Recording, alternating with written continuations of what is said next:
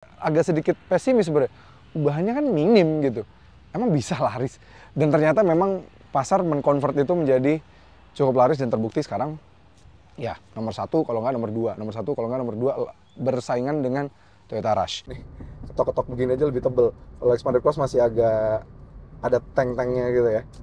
Ini kedap banget, road noise kedap, segala macam kedap, kenyamanan juga ya tergolong terbaik di kelasnya ya.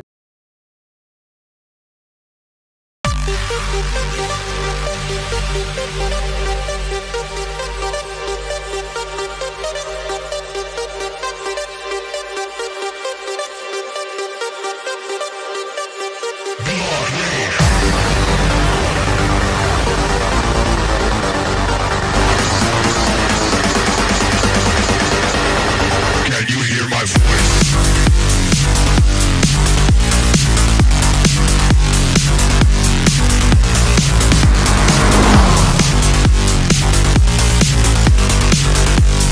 Halo guys, welcome back to CVT Indonesia bersama kami, Reza RFR. Yes, di samping kami adalah sebuah Suzuki XL7 Alpha. Ini adalah varian tertinggi dari sebuah Suzuki XL7. Nah, Suzuki XL7 sendiri sekarang prestasinya lagi bagus banget nih in terms of penjualan. Karena beberapa waktu lalu ketika pertama kali di-update nih di tahun 2023 ini, sekarang sudah menjadi tulang punggung passenger car-nya Suzuki di Indonesia. Dan tidak hanya menjadi tulang punggung saja, tapi secara penjualan bersaing dan bahkan sempat menjadi yang terlaris di kelasnya. Sekarang jadi kayak bersaing gitu ya, balap-balapan sama Toyota Rush di kelas low SUV. Kenapa bisa begitu? Tanpa berlama-lama, ini dia 5 alasan Suzuki XL7 menjadi yang terlaris.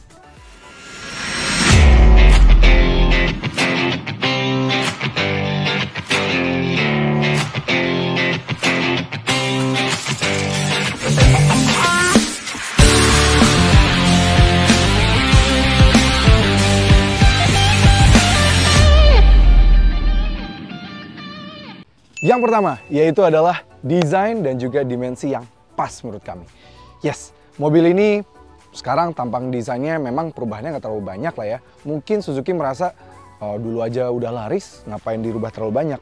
Sejatinya memang perubahannya cukup kelihatan pada bagian grillnya sih. Di grillnya ini sebenarnya kalau kalian ambil yang varian Zeta, ada chrome yang beda. Tapi memang sepertinya kalau dengan tampang XL7 ini lebih cocok ini dibikin warna hitam.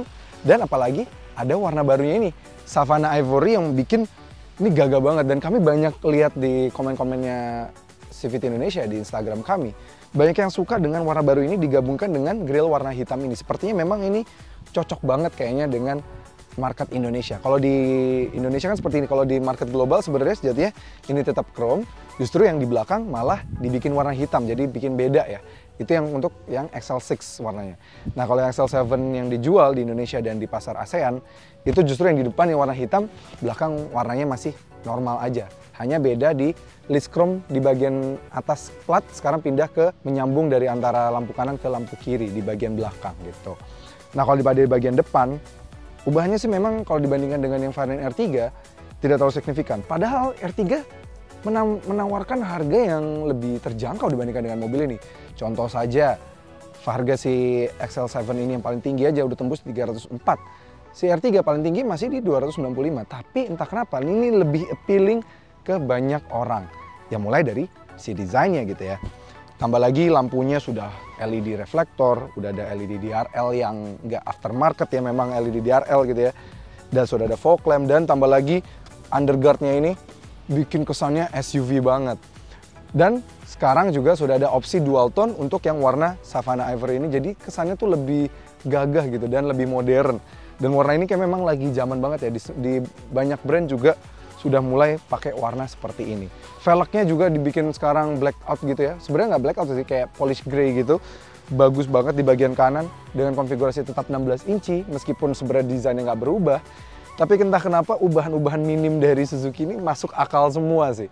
Jadi bikin mungkin jadi tetap diterima. Kami pertama kali keluar kayak agak sedikit pesimis sebenarnya. Ubahannya kan minim gitu. Emang bisa laris? Dan ternyata memang pasar mengkonvert itu menjadi cukup laris dan terbukti sekarang. Ya nomor 1 kalau nggak nomor 2. Nomor 1 kalau nggak nomor 2 bersaingan dengan Toyota Rush. Di samping juga dengan dimensinya dia di 4.400-an. Dia juga cukup membuat mobil ini kayak pas gitu, nggak terlalu kegedean, memang cukup pas. Tambah lagi dengan ground clearance yang cukup tinggi dibandingkan dengan R3 yang masih 180-an, dia di 200 mm, jadi lebih versatile. Juga membuat mobil ini lebih pas lagi, lebih sweet spot lagi, lebih versatile dibandingkan dan lebih fleksibel dibandingkan dengan R3-nya gitu. Side body cladding, terus pada bagian samping spionnya dibikin warna hitam, khusus yang warna Savannah Ivory ini. Dia sudah auto retract, auto folding ketika kita ya, matikan, kita lock gitu ya. Keyless entry, dan di belakang juga ada emblem mild hybridnya. Membuat mobil ini juga, ya kalau secara desain dari tampak luar, lebih menarik untuk dilihat. Padahal ubahannya sebenarnya minim banget. Depan, samping, belakang. Jujur, menurut kami sebenarnya ubahnya minim banget. Tapi entah kenapa Suzuki bisa meracik dan seperti tahu betul pasar yang dituju itu ya cukup lah, nggak usah terlalu banyak ubahan. Dan begitu pula pada bagian interiornya. Karena di bagian interiornya, meskipun secara desain layout mirip ya, tapi dia itu dibedakan. Kalau misalnya kalau di R3 GX gitu. Di R3 GX tuh dia di wood doang, kalau yang SS karbon doang. Nah kalau di mobil ini, di XL7, dia tuh diberikan aksen wood gitu, warnanya ash gray gitu. Dan diberikan list silver, yang mana list silvernya menyambung dari door trim kiri ke door trim kanan pada bagian dashboard juga. Jadi bagus gitu, kesannya seamless dari kanan ke kiri. Dan ini bagus, jadi bedakan. Dan tambah lagi memang mobil ini dia punya layout setir yang juga lebih sporty karena diberikan warna aksen silver di bawahnya, walaupun nggak ada jajatan merah kayak yang di varian SS.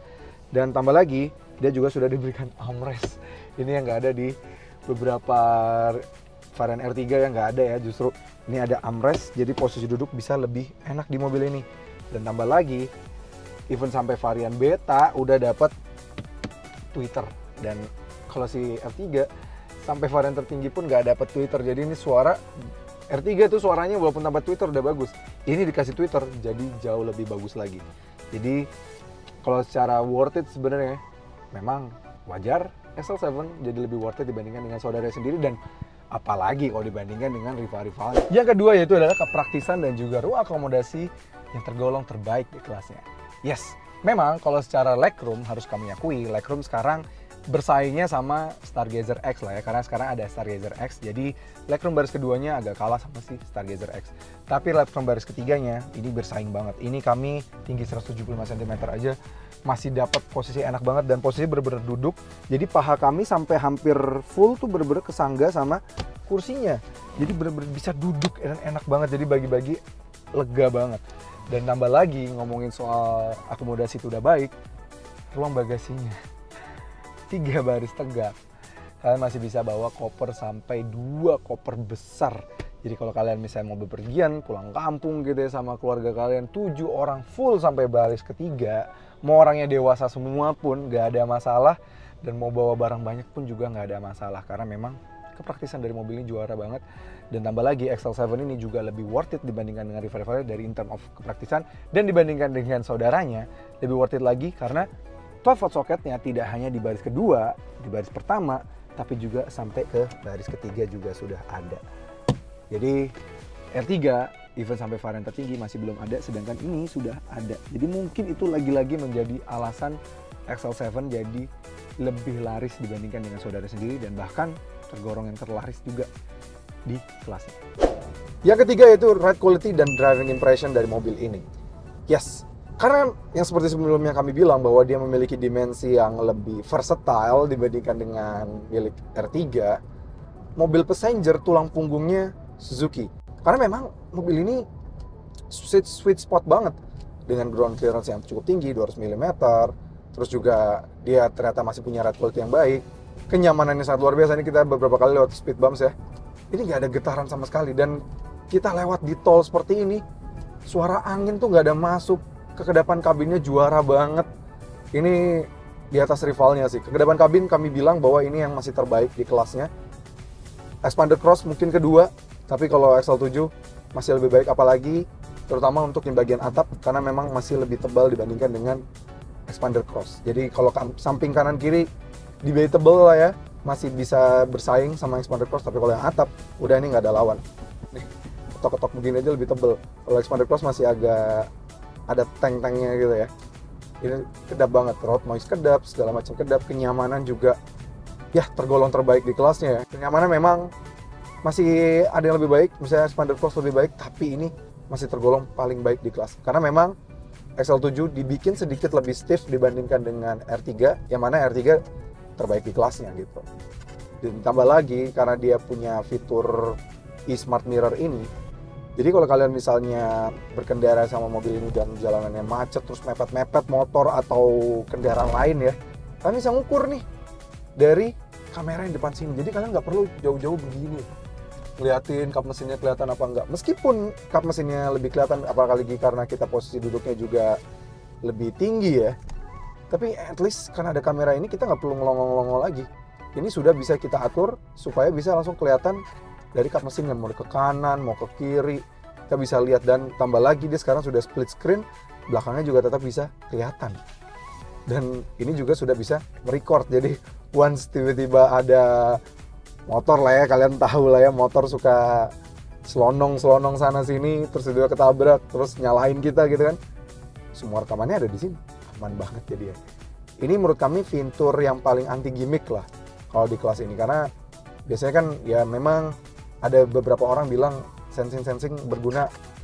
Ya memang kalau untuk perjalanan jauh dan sering nggak terlalu macet itu berguna, nggak gimmick. Tapi kalau kalian sering pakainya dalam kota, jalannya padat, lebih berguna ini nih, e-smart mirror ini, karena lebih bisa ngukur posisi mobil di depan di mana. Ibaratnya kita kayak punya mobil ini tuh kayak punya 3 kamera, karena memang kamera mundur ada, kamera yang di tengah sini ada 2 gitu ya, jadi kalian punya 3 kamera.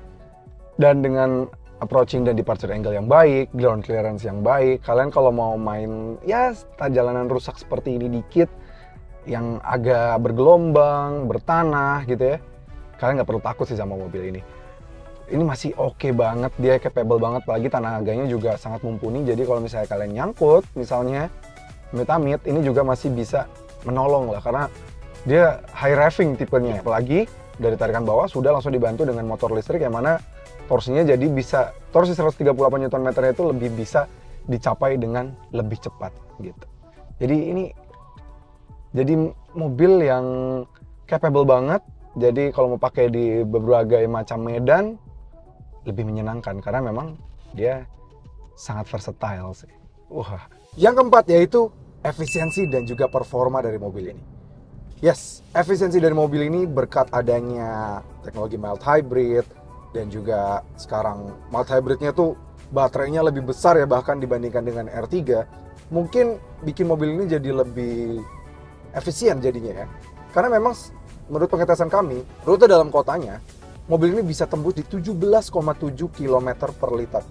Itu semua berkat mobil ini sudah digabungkan dengan teknologi idling start stop, dan dengan baterainya yang lebih besar, dia bisa bikin mobil ini matinya mesin idling start stopnya itu bisa lebih lama dibandingkan dengan miliknya R3. Bahkan lebih lama juga dibandingkan dengan Grand Vitara, karena Grand Vitara juga masih 6 ampere 12 volt, sedangkan mobil ini malah lebih besar di 10 ampere. Jadi kalau misalnya kalian macet-macetan di jalanan ibu kota yang parah banget ya, itu ya mobilnya bisa matiin tanpa mesin menyala bisa lebih lama gitu. Jadi bisa lebih efisien, lebih irit, dan tambah lagi AC-nya menyala lebih lama. Jadi kompresornya bisa lebih nyala lebih lama dibandingkan dengan miliknya R3 maupun Grand Vitara gitu. Sehingga wajar bisa menembus di 17,7 km per liter.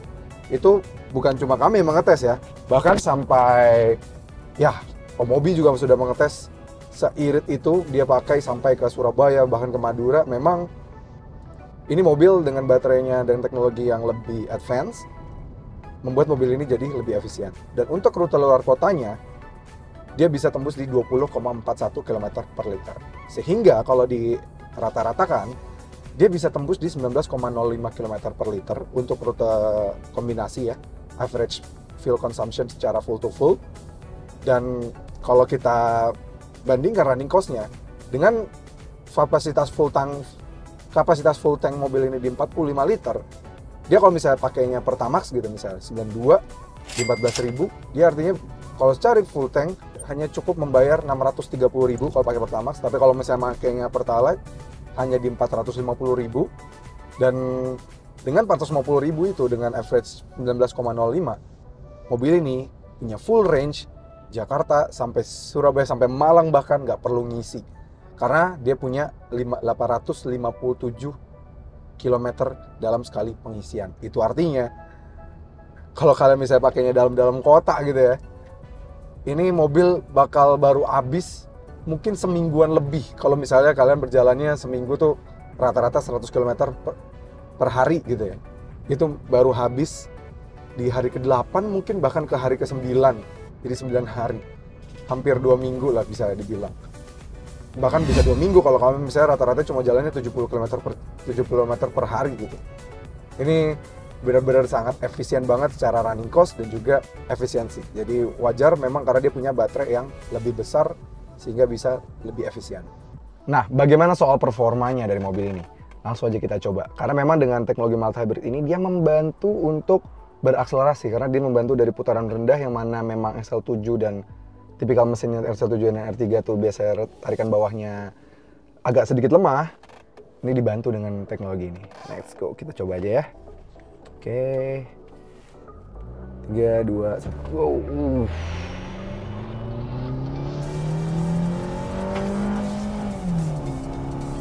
Wah. Dan 100. 0 sampai 100 mampu tuntas dalam waktu 12 detik saja. Ya, itu sangat cepat sih menurut kami. Memang itu menurut kami cukup baik. Memang sekarang bukan lagi jadi kedua tercepat karena sejak ada Stargazer X, apalagi ada BRT, mereka punya figur akselerasi yang lebih baik dibandingkan dengan mobil ini. Tapi kalau dibandingkan dengan banyak kompetitor lainnya di kelas ini yang sebenarnya juga lumayan, ada 7 pemain ya. Ada Rush, Terios, terus Expander Cross, ada DFSK juga ya, Glory 560. Ini masih tergolong papan atas lah, 3 terbaik di kelasnya. Yang kelima yaitu harganya dan juga promo-promo dari Suzuki XL7 varian Alpha ini. Yes, Suzuki XL7 varian Alpha ini jujur, ini meskipun varian paling tinggi, dia harganya sangat sweet spot menurut kami. Dia yang varian Alpha ini dihargai yang varian manual tuh 293.900 dengan yang varian tinggi yang Alpha Matic-nya itu 304.900. Yes, meskipun sekarang akhirnya tembus 300 juta, tapi kalian harus ingat lawan-lawannya sekarang sudah harganya 330, 340, ada yang 350. Udah harganya udah nggak ada yang masuk akal semua. Karena bahkan kemarin sudah bikin table perbandingan harga dengan beberapa rivalnya ya. XL7 ini paling value for money sih dibandingkan dengan rival-rivalnya.